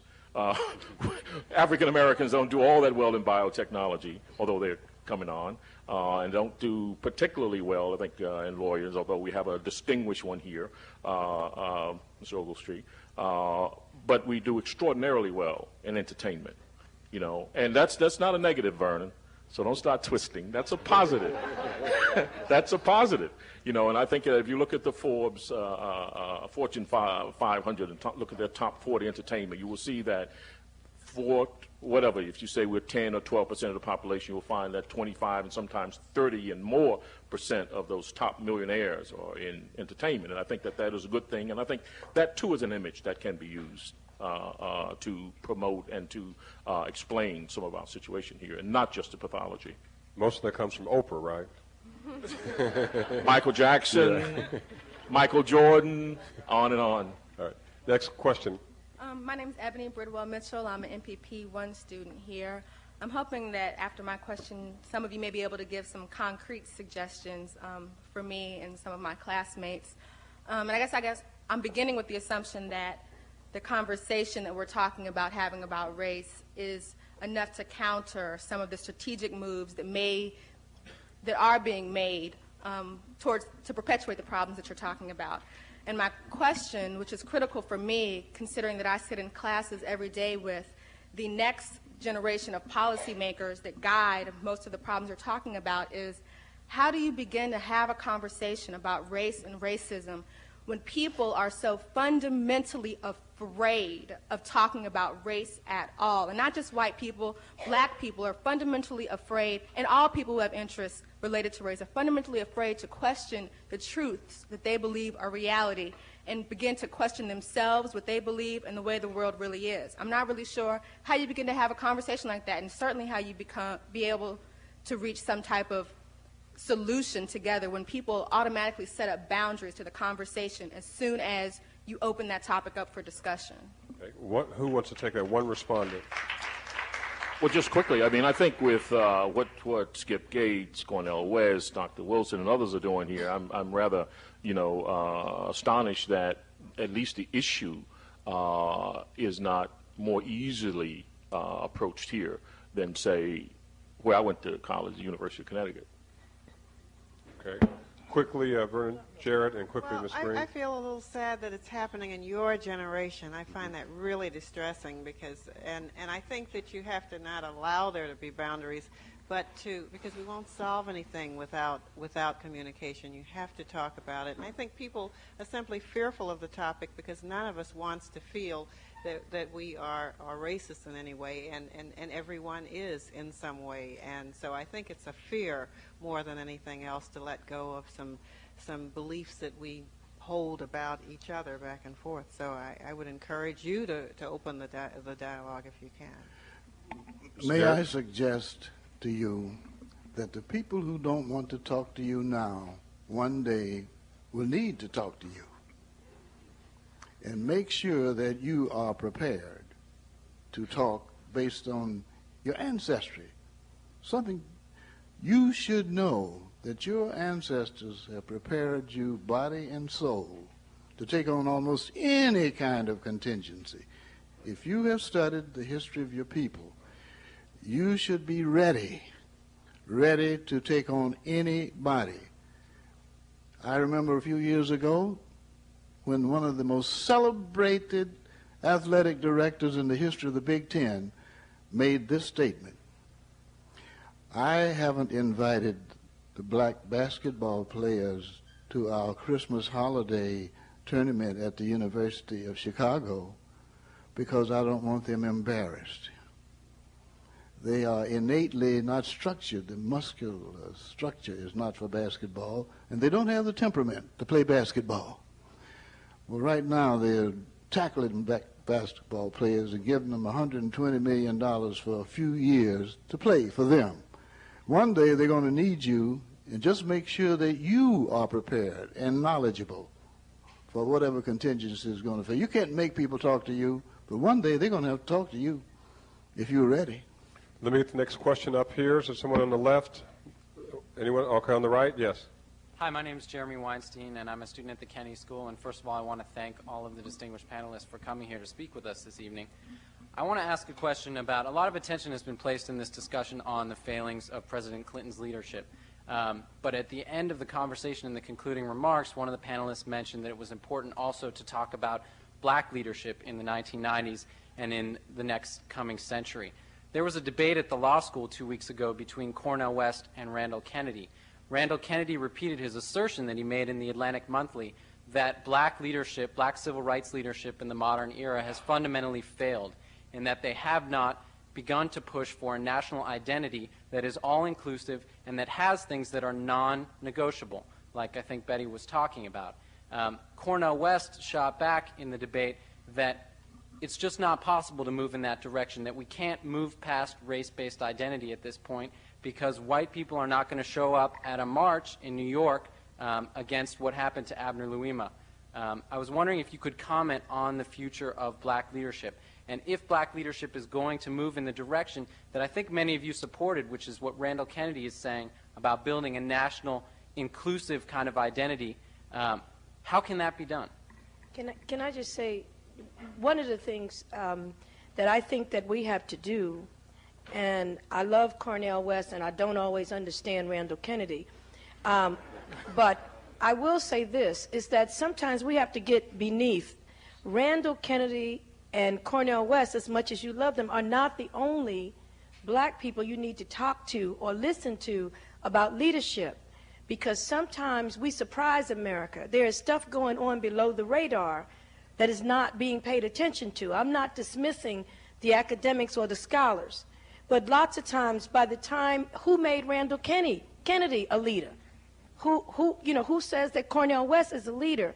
And sometimes we make this mistake of, we let some people set the debate all the time.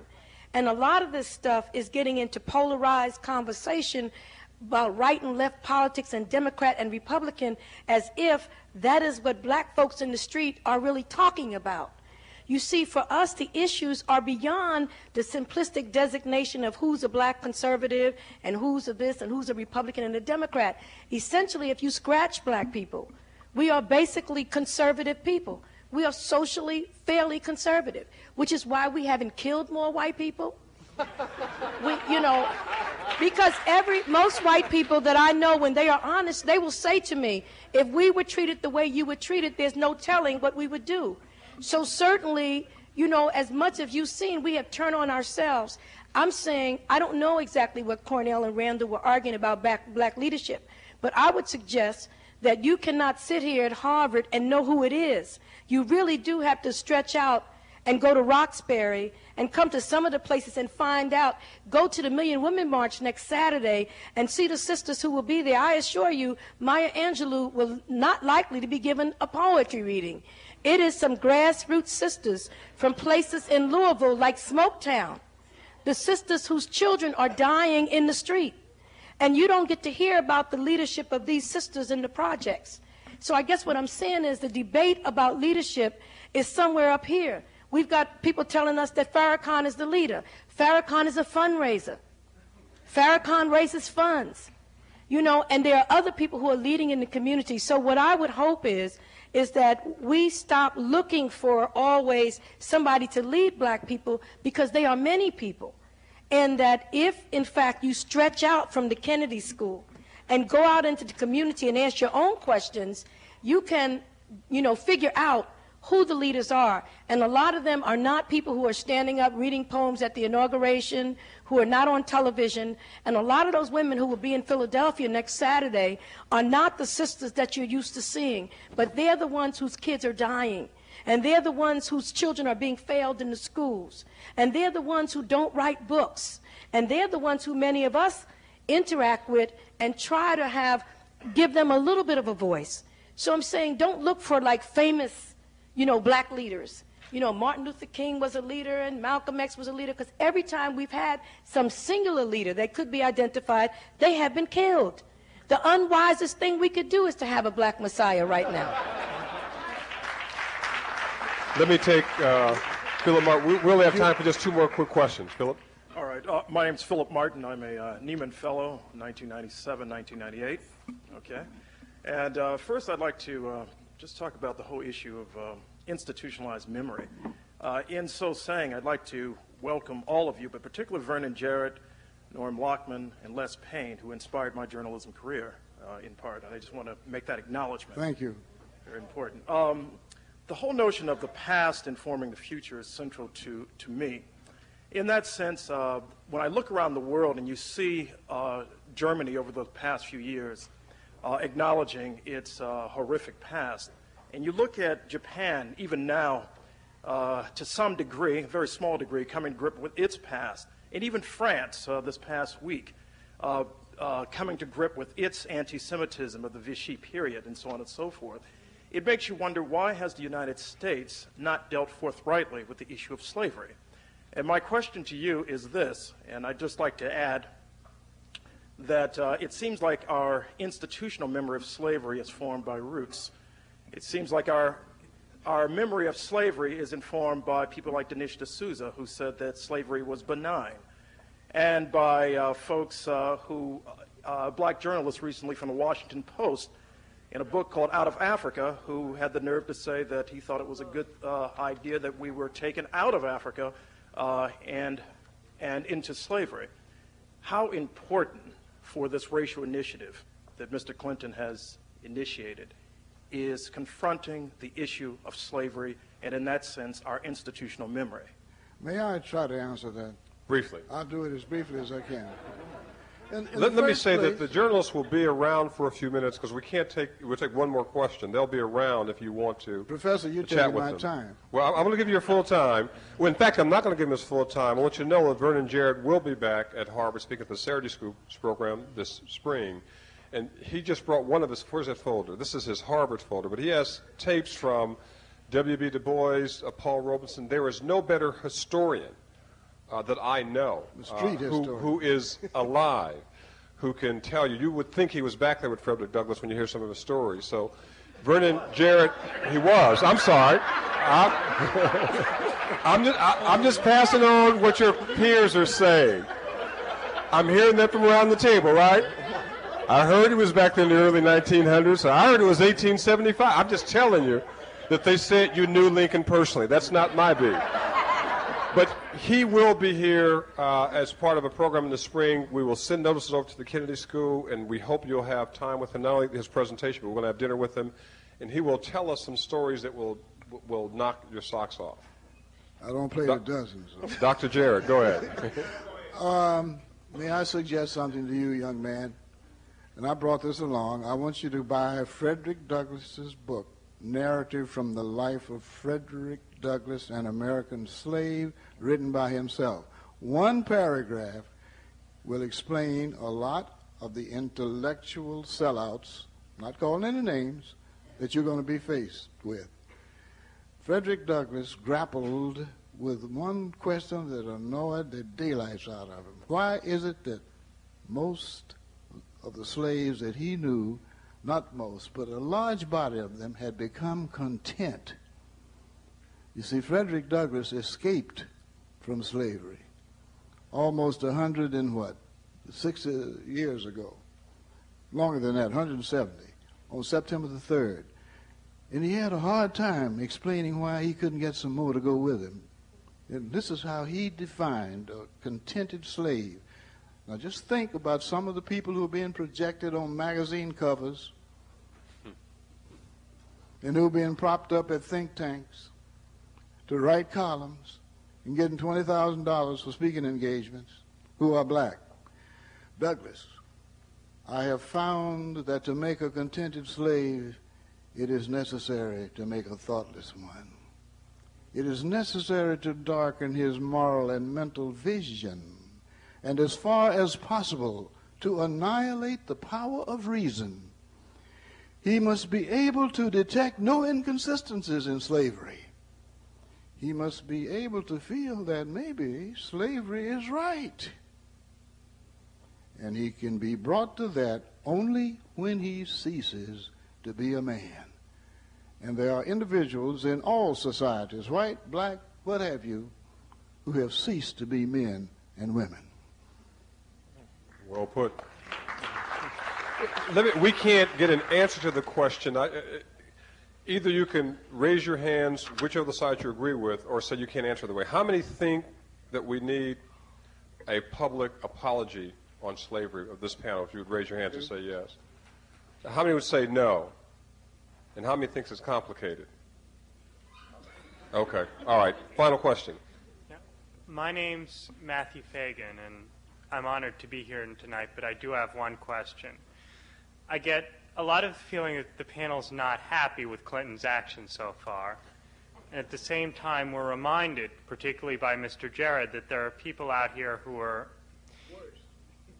worse or, say neutrally, even moving less in the directions that I and some others would like to see. And the question is, what can we do to make sure that in 2000 and 2004 and 2008, we don't have the same choice between not particularly good and worse? Yes. Payne? I think some of the things that we have addressed here, and some of us have had the opportunity to address them to the president directly, I think have influenced his thinking. I mean, I think on the crack cocaine powder, I mean, we have to raise these issues. I mean, the mere fact that we are being critical is not a sign that we have given up on them. On the contrary, I think it is rather a sign that we have some input into them, because we were not invited into the White House when Reagan was in there, or when Nixon was in there, or when some of those that Vernon Jarrett remembers was in there. See, it's not just me, Vernon. So I think that the whole idea of criticism among people that you have a line of communication to mean that we as communicators and journalists are obligated to exercise that, and to exercise it honestly, and this is what we're doing, this is what we do with our column. It's not so much that we don't think that he should be thrown out. It is rather that we're exercising a very critique that by which we hope to influence the policy, you see. And this is how we do it as journalists. One thing we don't do, we don't give up. We don't give up on people who are our so-called enemies, and we don't give up on ourselves. And there are many black people who've given up on themselves. I live in a city where black teenagers are preparing what they want to wear at their funerals.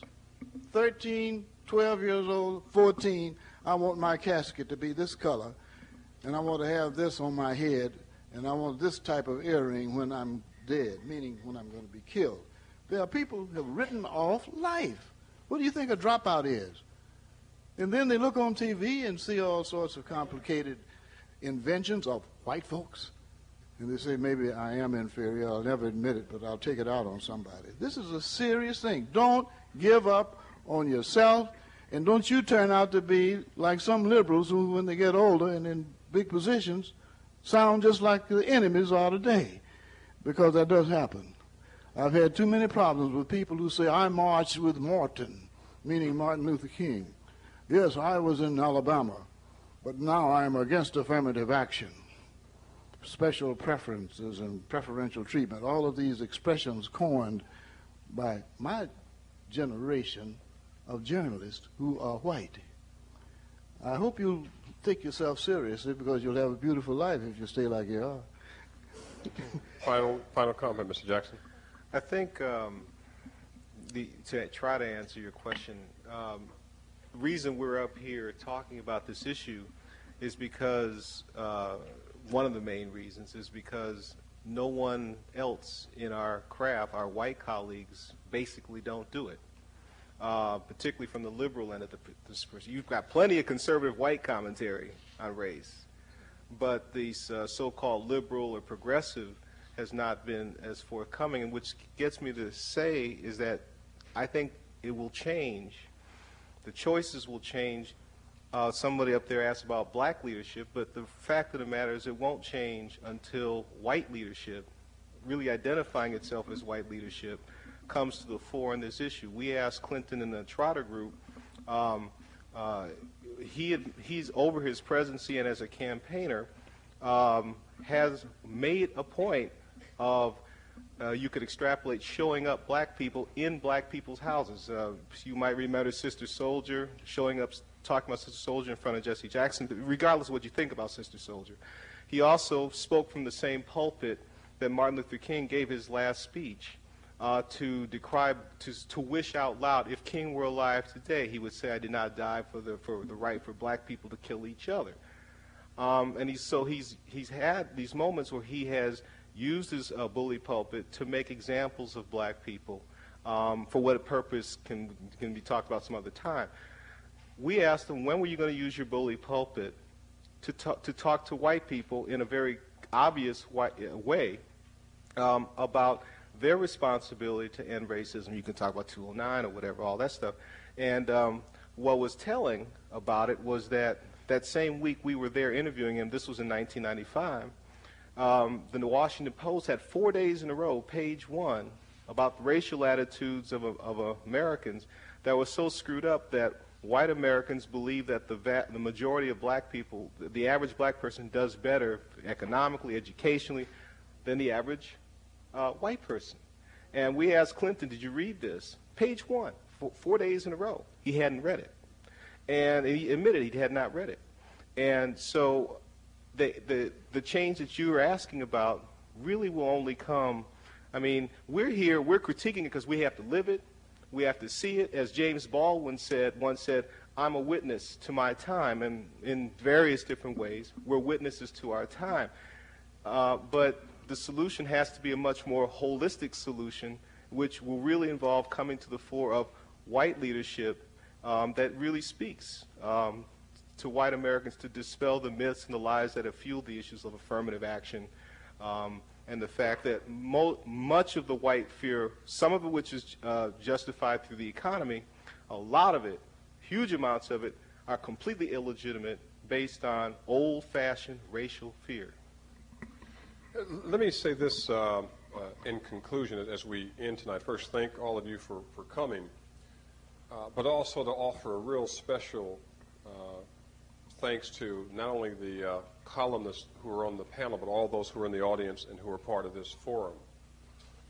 It's a rather unique and historic event in that you can't begin to grasp the magnitude of the sacrifices that they have to make to do what they do. Most of them are working for papers that have never had a black journalist, and many of them were the first.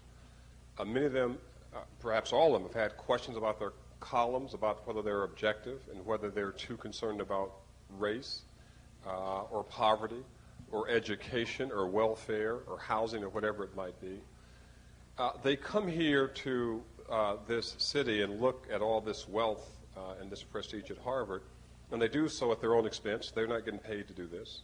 They can't even write a column. I mean, they can't even write a column about it. They're losing time working by being here. And they face the specter that most of you wouldn't even know a black journalist if you saw one, number one, and wouldn't even know one by reading their columns, because most of them write a lot of issues that have nothing to do with race. And they really are the lights in the darkness. When you look at a newspaper, you can read about all the things on the front page, but if you don't go to those columns, you will not understand what's really going on in the city, in the state, and in the country. Because what they did was to take President Clinton's speech and all of his speeches and to take every layer off that speech and to show you and to show us and show America that if it's not a fraud, at least it's no more than hypocrisy in terms of what he's saying. And that's hard to do, to stand up in a community and take a strong position against the nation's leader and to say he's wrong about race, he hasn't done enough, and that he can be criticized in all these ways. I say that to tell you as young policymakers that it doesn't make a lot of difference if you graduate from Harvard Kennedy School and you don't use that skill and that talent to make a difference. Even if you're the lone voice in the wilderness, that will make a difference. And we're not just grateful that they're here at Harvard at the ARCO Forum and talking about Clinton. We should be grateful that they have the audacity every single week to talk about the issues that will never, ever be on the front page and that will never, ever be covered and that will never, ever let America know what's really going on in the neighborhoods, the ghettos, the burials, and all the other places. So I ask you not just to thank them for what they've said tonight, but really to thank these outstanding women and men for challenging us every single day to make America a much better place by their willingness to say what needs to be said without their fear of losing their job or losing their position. They say it because it's the right thing to be said, and they say it in honor of a great man, Monroe Trotter, who did it decades ago, and they'll continue to say it because it's the right thing to do. So please join me in thanking the Trotter Group for their comments tonight and ever.